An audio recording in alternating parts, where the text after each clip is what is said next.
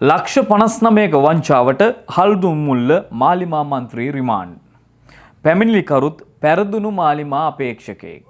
ලංකාවේ ඔබට ගන්න ගෙදරට කන්න ලුණු කැටයක් ගන්න තියනවද? ලුණු පැකට්ටයක් ගන්න ලංකාවේ තියනවද? නැහැ. ඉතින් ඒ තැනට ලංකාව අද වෙද්දිපත් වෙලා. හැබැයි ආයතනවල අපි විතරයි හොඳ.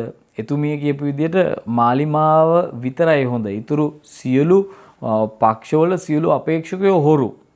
ඉතින් එහෙම තමයි එතුමිය කියාගෙන ගියේ ආණ්ඩුවේ උදවියට සහ හල්දුම් මුල්ලේ උදවියටත් අපි කියනවා ඕගොල්ලෝ හොරු එලවන්න හිතාගෙන ඡන්ද දීලා තියෙන්නේ මහ හොරුන්ට වගේ නේද? ආයුබෝවන් ඔබ හැමදෙනාටම ජයග්‍රහීත්වය පිරුණු දවසක් ප්‍රාර්ථනා කරලා අද දවසේ ඉඳලා අපි ඔන්න අලුත් YouTube නාලිකාවකින් අලුත් වැඩසටහන් මාලාවකින් හමු වෙනවා. ඉතින් ඔයගොල්ලෝ බලනවා ඇති ඇයි මේ අලුත් YouTube නාලිකාවකින් අපි ඔයගොල්ලොන්ව හමු වෙන්නේ කියලා. ඒකට හේතුව තමයි ලංකාවේ ඔබ නොදත් ඇත්ත කොච්චර සැඟවිලා තියෙනවද? ලංකාවේ ප්‍රධාන ධාරාවේ මාධ්‍ය වාර්තා කරන්නේ මේ ඇත්තෙන් 100ට කීයද? ඒ නිසා ඔබ නොදත් ඇත්ත ඇති සැටියෙන් අපි ඔබට අරන් ඉන්න හිතුවා. ඒ නිසා SL Real Side YouTube නාලිකාව subscribe කරලා තියාගන්න කියලා අපි ආරාධනා කරනවා. මෙතන ඉඳලා අද දවසේ ඉඳලා අපි ඔබට දිගින් දිගට ලංකාවේ නොදත් ඇත්ත අසාධාරණය සත්‍ය සම්බන්ධව කතා කරන්න වැඩසටහන් මාලාවක් අරන් ඉන්න ලෑස්ති. එහෙමනම් අද අපේ පළවෙනි වැඩසටහන පළවෙනි දවස ආයෙසරයක් මතක් කරනවා හැම දෙයකටම කලින් අපි subscribe කරලා තියන්න. අලුත් වැඩසටහනක් අපි නිර්මාණය කරපු සැනකින් ඔබට බලා ගන්න අවස්ථාව තිබෙනවා. අපිව subscribe කරලා තිබුණොත්.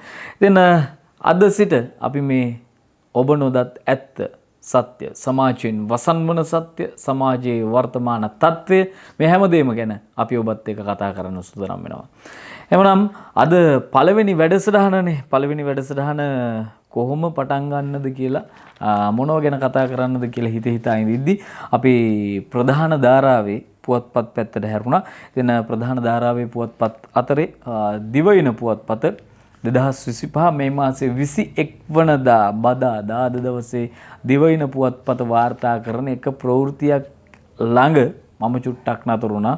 ඒක ගැන කතා කරන්නම ඕනේ කාරණයක් නිසා මම ප්‍රවෘත්තිය කියලා ඉන්නම්. ඊට පස්සේ අපි ඒ ගැන කතා කරමු. ලක්ෂ 59ක වංචාවට හල්දුම් මුල්ල මාලිමා මන්ත්‍රී රිමාන්ඩ්. පැමිණිලිකරුත් පැරදුණු මාලිමා අපේක්ෂකයෙක්.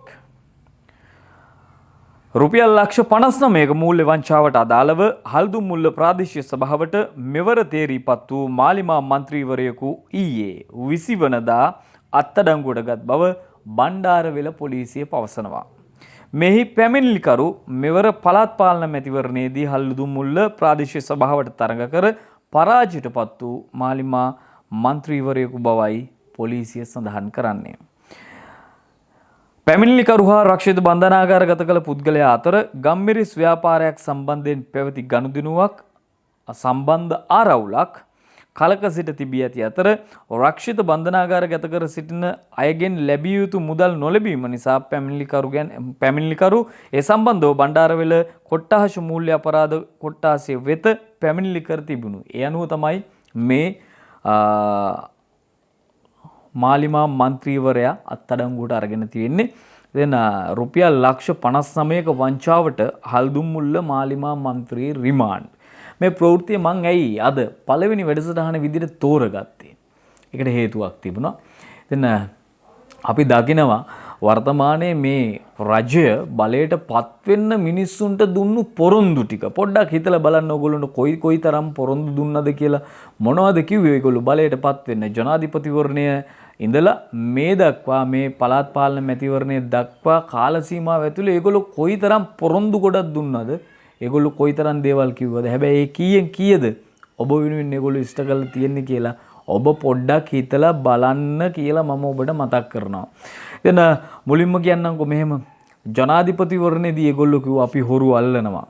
අපි ලංකාවට හාල් ඇටයක්වත් පිටරටින් ගේන්නේ නැහැ. හාල් පිටරටින් ගේන්න ඕන නම් මොකටද ජනාධිපතිවරු ඕනද හාල් පිටරටින් ගේන්න?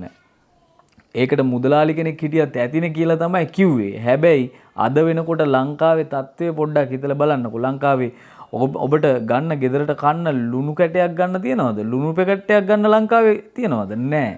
ඉතින් ඒ තැනට ලංකාව අද වෙද්දිපත් වෙලා. හැබැයි පොරොන්දු දුන්නේ නම් එහෙම නෙවෙයි. හාල් ඇටයක්වත් පිටරටින් ගේන්නේ නැහැ කියලා. ආපු ගමන් හාල් ටික පිටරටින් ගෙනාවා ආනයනය කරා. දැන් ලුණුත් ඔන්න ඉන්දියාවෙන් ගේනවා. ඉතින් ඊට පස්සේ මම දැක්ක කියලා තියෙනවා මේ සුනිල් හඳුන්නෙත්ති අමාත්‍යතුමා එහෙම ලංකාවේ තියෙන කාලගුණික තත්ත්වය සහ සුබාදහමත් එක්ක ලංකාව වටේම මුහුද තිබුණට ලුණු නිෂ්පාදනය කරන්න හැකියාවක් නැහැ කියලා. ඉතින් පහුගිය මාස ගණනාවක් තිස්සේ ලුණු කිසිම නිෂ්පාදනයක් වෙලා නැහැ.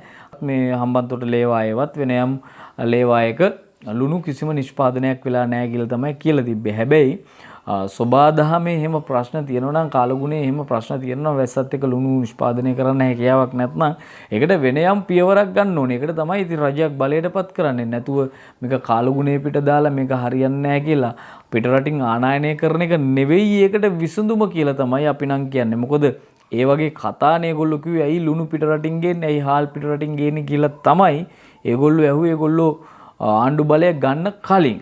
හරි. ඊට පස්සේ එතනින් එහා පැත්තට ගියාම පහුගිය පළාත් පාලන මැතිවරණයේදී අපේ ගරු ජනාධිපතිතුමා අනුර කුමාර දිසානායක මැතිතුමා කියාගෙන ගියා මේ සැරේ මේ පළාත් පාලන මැතිවරණ වලදී ලංකාවේ පළාත් පාලන මැතිවරණ ටික ජයග්‍රහණය කරන්න ඕනේ මාලිමාව. එහෙම නැති වුණොත් වෙන පක්ෂයකට ඒ පළාත් පාලන ආයතනයක බලය හිමි වුණොත් දෙසරයක් හිතන්න වෙනවා කියලා කිව්වා. ප්‍රතිපාදන වෙන් කරන්න. හැබැයි එතුමාටත් චුට්ටක් වැරදුනා. මොකද හේතුව පළාත් පාලන ආයතන ගත්තම ප්‍රාදේශීය සභා ටික ගත්තම නගර සභා ටික ගත්තම ඒ ආයතන තුලම තියෙනවා ආදායම් උත්පාදන ක්‍රියාවලියක්. ක්‍රීඩාංගන වේවා එහෙම නැත්නම් උන්ට බදු මුදල් වලින් මේ ආදී දේවල් වලින් ඔවුන්ම නඩත්තු වීමේ ක්‍රියාවලියක් තියෙනවා. ඒ නිසා ඒකත් ජනාධිපතිතුමාට එතනත් පැටළුණා. ඊට පස්සේ එතුමා කිව්වා මේ මොකද හොරු පොහොසත් කරන්න ඕනේ නැහනේ. හොරු පොහොසත් කරන්න ඕනේ නැති හින්දා අපි මේ මොනියම් හෝ දෙයක් මොනියම් හෝ ප්‍රතිපාදනයක් වෙන් කරද්දී දෙවතාවක් හිතන්න වෙයි කියලා කිව්වා. මොකද ඉන්නේ හොරු කියලා කිව්වා. ඊට පස්සේ ගරු අගමැතිතුමිය හරිනි මැතිනිය කියාගෙන ගියා අපිට දෙවතාවක් නෙවෙයි තුන්වතාවක් හතරවතාවක් හිතන්න වෙනවා. මොකද හොරු තමයි ඉන්නේ මේ පළාත් පාලන ආයතනවල. අපි විතරයි හොඳ. එතුමිය කියපු විදිහට මාලිමාව විතරයි හොඳ. ඊතුරු සියලු පක්ෂවල සියලු අපේක්ෂකයෝ හොරු. ඉතින් එහෙම තමයි එතුමිය කියාගෙන ගියේ. මේ මට හිතෙනවා මේ වෙලා තියෙන්නේ ඔය කියපු කතාවල ශාපේදෝ කියලා. මං කියන්නේ මේ හොරු නෙවෙයි ඉන්නේ කියලා. හැබැයි හොරු ඇති. හැබැයි සියලු දෙනාම හොරු කියලා එහෙම අභූත විදියට මහා කැත විදියට චෝදනා කරන එක බොහොම හරි කැතයි ඇත්තටම. මොකද හේතුව ඔය පළාත් පාලන ආයතන ගත්තම් පළාත් පාලන ආයතන අතර ඉන්නවා බොහොම හොඳ මිනිස්සුත්. අවංකව ජනතාව වෙනුවෙන් සේවය කරපු මිනිස්සුත්. ඉතින් මේ මාලිමාවේ විතරක් නෙවෙයි මේ හොඳ මිනිස්සු ඉන්නේ. මාලිමාවේ ඉන්නේ මේ හොරු කියලා කියන්නෙත් නැහැ මම. මාලිමාවේ ඉන්නේ 100%ක් හොඳ මිනිස්සු කියලා කියන්නෙත් නැහැ. මොකද ඒකට හේතු උදාහරණ මෙන්න තියෙනවා. අද මේ දිවයින පත්තරේ මේ වාර්තාවත් එක්කම ඔයගොල්ලන්ට බලා ගන්න පුළුවන්. ලක්ෂ 59ක වංචාවක්. එතකොට මේ හල්දුම්මුල්ල ප්‍රාදේශීය සභාව පැත්තට ප්‍රතිපාදන වෙන් කරද්දී එතකොට මොකද කරන්නේ? ඒකත් දෙතුන් සැරයක් හිතලා බලන්න වෙයි නේද? මොකද මේ හල්දුම්මුල්ල ප්‍රාදේශීය සභාවේ මාලිමා මන්ත්‍රීවරු හොරුනේ. එතකොට බලාගෙන යන්නේ මූල්‍ය වංචා කරපු මිනිස්සුනේ. ඔහොම යනකොට මේ සභාවට ප්‍රතිපාදන වෙන් කරද්දී දෙසරයක් තුන් සැරයක් හිතලා බලන්න වෙයි කියලා තමයි අපිට නම් කියන්න තියෙන්නේ. මට හිතෙනවා මේ අර දිට්ඨ ධම්මවේදිනී කර්මය ඒක පරිසම් දීලා දෝ මන්ද ආණ්ඩුවට. මොකද මේ හොරු කියලා හොඳ මිනිසුන්ටයි නරක මිනිසුන්ටයි ඔක්කොටම චෝදනා කළා. ඒ චෝදනාවල සාපය ඒගොල්ලොන්ටත් ඇදිලාද මන්දා. දැන් ඒගොල්ලෝ කරන හැමදේම ෆේල් වෙනවා. ඉතින් මේ අර බලය ගන්න ඉස්සෙල්ලා කිව්ව කතා ටික බලය ගත්තට පස්සෙත් ඒ විදිහටම තියාගත්තා නම් තමයි බොහොම හොඳ. මොකද මේ මිනිස්සුන් අන්දලා බලය අරගෙන මිනිස්සුන්ට බොරු කියලා බලය අරගෙන තව තවත් බොරු කියා මේ පාලන තන්ත්‍රය ගෙනියන්න අමාරුයි. මොකද මිනිස්සු පොල් කිරි බීලා හැදිච්ච මිනිස්සු නැහැනේ නේද? ආණ්ඩුවේ සමහරු නම් හිතාගෙන ඉන්නේ මිනිස්සු ඉන්නේ පොල් කිරි බීලා කියලා. මොකද මිනිස්සුන්ට මේවා දැනුම් තේරුන්නේ නැහැ කියලා. හැබැයි මේ දැන් මිනිස්සු සත්‍ය කෙමෙන් වටහා ගනිමින් ඉන්නවා. ඒ නිසා හරියට මේ රජයත් ක්‍රියා කරේ නැත්නම් හරියට පාලන තන්ත්‍රය ගිනිච්ච නැත්නම් මිනිසුන්ට සුබදායි අනාගතයක් වෙනුවෙන් වැඩ කටයුතු කරේ නැත්නම් මේ වගේ පචකිය කියා හිටියොත් මේ වගේ අනුන්ට චෝදනා කරලා තමන්ම වැරදි කර හිටියොත් නම් මේ වැඩි කාලයක් මේ ආණ්ඩුවට යන්න හැකියාවක් ලැබෙන එකක් නෑ. මොකද මිනිස්සු අර වෙනද වගේ නම් ඇස්කම් පියාගෙන බලාගෙන ඉන්න එකක් නෑ. මොකද ඕගොල්ලොම කිව්වනේ 76 වසරක සාපේ නිමා කරනවා කියලා. දැන් ඊට වඩා සාපයක් වේගෙන එන්නේ. ඒ නිසා මොකක් හරි හොඳ ක්‍රියාමාර්ගයක් ගන්න වෙයි ආණ්ඩුවේ උදවියට සහ හල්දුම් මුල්ලේ උදවියටත් අපි කියනවා ඕගොල්ලෝ හොරු එලවන්න හිතාගෙන ඡන්ද දීලා තියෙන්නේ මහ හොරුන්ට වගේ නේද? ඒ හින්දා හල්දුම් මුල්ලේ උදවිය ටිකක් හිතලා බැලුවනම් හොඳයි නේද?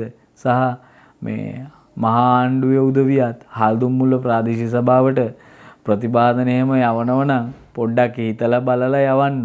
එහෙනම් අපි අදට යනවා මේ වැඩසටහනින් සමු අරගෙන ආයි දවසක එනවා. එතෙක් රැඳී සිටින්න අපිත් එක්ක SL Real Site අපි ඔබත් එක්ක ඔබ නොදත් ඇත්ත පැත්ත කතා කරන්න ලෑස්ති. හැමදාම අපි ඔබත් එක්ක රැඳෙනවා. රැඳෙන්න අපිත් එක්ක අපි SL Real Site එහෙමනම් subscribe කරලා තියන YouTube නාලිකාව අලුත් වීඩියෝ එකක් ආපු ගමන් බලන්න ඔබට අවස්ථාවක් තිබෙනවා. ඔබ හැමදෙනාට ඇත්ත දැනෙන ඇත්ත ජය ගන්න දිනයක් වේවා.